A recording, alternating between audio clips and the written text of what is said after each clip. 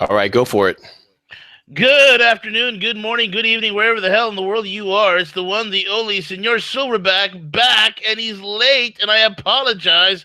I had a doctor's appointment with all sorts of things and tests that were done. They wanted to make sure that I am a genetically modified organism, and that the cybernetic attachments that are attached to my appendages are working properly. With that being said, CJ, what's going on?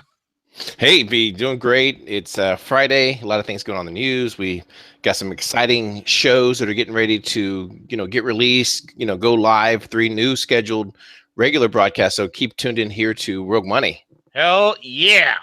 And also check out our sponsors over at myfreedomnow.us, myfreedomnow.us. Get your credit fixed, get out of debt, get funded up to 600K cash that you need for investments or whatever the heck you need, and hit the reset button on your life. Change your life, myfreedomnow.us. CJ, seems like Syria is a flashpoint again.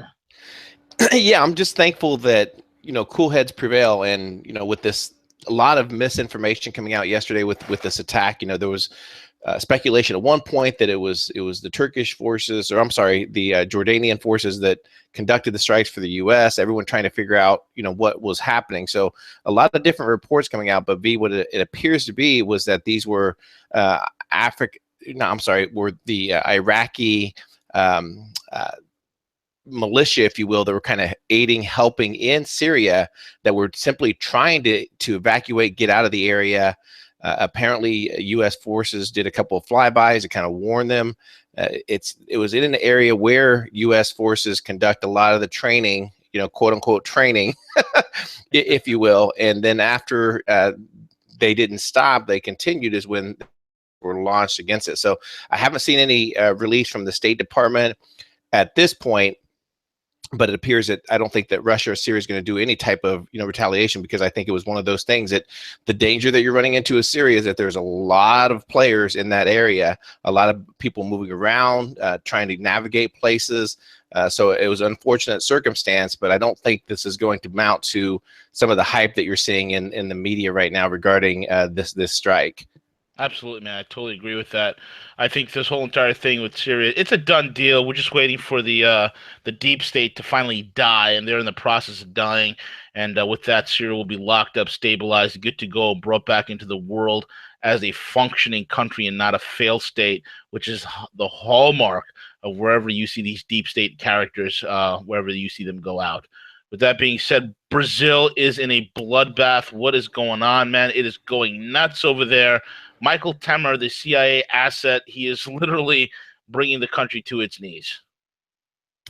Yeah, he came into power as a result of a coup, of an overthrown impeachment of their previous president, and now it appears that he's in trouble. According to what's being released, is that he's on recording of bribery, other charges, and it's really tanking their economy, their currency, the chaos that seems like has just plagued Brazil the last several years. Absolutely, man. And you know what? These things will continue unless the Brazilians freaking wake up and get themselves back on the course of getting themselves free from the IMF, from the Western banking tentacles that have enslaved their country for so many decades, and they were able to get loose because of Delula, which again, I'm not so crazy about his socialistic policies, this, that, and the other, but he was able to get the people off the teat of globalism under the Western oligarchs and out into the free world, and getting them part of BRICS, getting them part of the Eastern Alliance. And Brazil this year should have been well integrated into the new Silk Road, but alas, Dilma Rousseff falls on a concocted, made-up coup. Just a terrible thing right there, CJ. The next step, criminal prosecution against the DNC, buddy. What's going on with the pro-impeachers? Well, this was something that needed to take place. If you think back, the whole narrative of the Russia-Trump collusion, and we think back to Debbie Wasserman Schultz and her efforts to work with the Clinton campaign directly to really undermine, love him or hate him, regardless, it just was a rigged primary for the Democratic Party. Now a group of influential people in the Democratic Party are coming forth and saying, wait a minute, listen, a lot of money was contributed to the DNC for this campaign. We don't believe that we received a fair deal. So now a group of people are coming together and actually suing the DNC. Now, it's not a criminal, obviously. It's just strictly but hopefully this could lead to them continued, and I would have done the same thing the moment that the interim FBI director, announced that they were going to, go ahead and hire a special, prosecutor to evaluate, to understand what was going on. They should have done the same thing and funded the Federal Election Commission to investigate the DNC as well. Yep. Absolutely, man. I totally agree with that. I think this whole entire thing needs to get investigated. And I think this whole impeachment fiasco that they're really drumming up with, and even when Comey came out and said there's no collusion between Russia and Trump, there's nothing there. Clapper, the Clap, has said it. I mean, it's over and over again. People that are in the know or should be in the know are saying the same thing, that there's no collusion whatsoever. And for these idiot deadhead Democrats who are out there just beating the drums on this thing, this is going to backfire big time on these guys. The trap is set, CJ. It's only a matter of time. The worst part is they're going to give Donald Trump the reason to strike back. They're going to push him into the wall where he's going to have to go big or go home.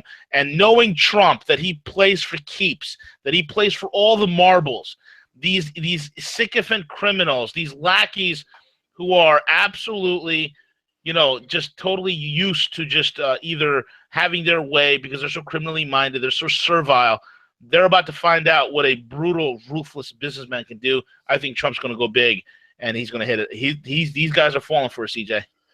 They're falling for it. And they understand now, V, they're starting to taper back that whole impeachment discussion. One, because they know that it has no merit.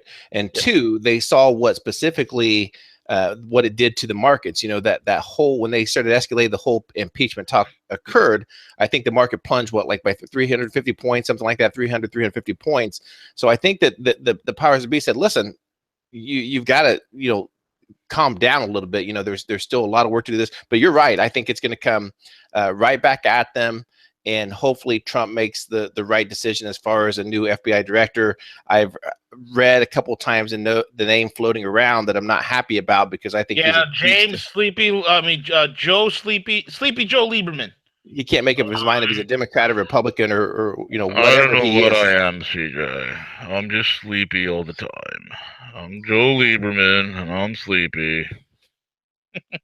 Listen, this guy brings no excitement at all. You're absolutely right. It's like he's the paint that's drying in Congress. That's what he's known for. The guy, I thought he was dead. I'm surprised to even find this guy's even alive, Siege. This guy wouldn't prosecute anything. He again, just we need something exciting. We need something that's fresh, something that's new. Exactly. Someone's going to go after. What about Trey Gowdy? He'd be a perfect choice, but instead they got Joe Lieberman is being talked about. The Joe Lieberman, this is the guy they wheeled out of the geriatric house. It has all the writings of it of Mike Pence influence. And I saw some of the people that Mike Pence brought into it. Again, Pence, a career politician. Not going to really do anything exciting. But yeah, that when I heard Lieberman's name floated, I'm like, oh, hell no. Yep, absolutely. Yeah, and a couple other real quick news releases. Today it was announced the Sweden government did drop the charges.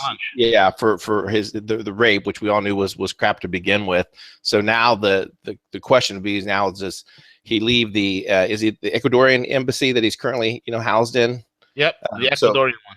Yeah. So now does he does he leave? Does he risk leaving? A lot of questions, regarding that, V. But so excited for this afternoon. We got some, again, I don't want to tease the audience too much and, give you clickbait, but we recorded our first Cuss with Gus yesterday. It was awesome. Loved it.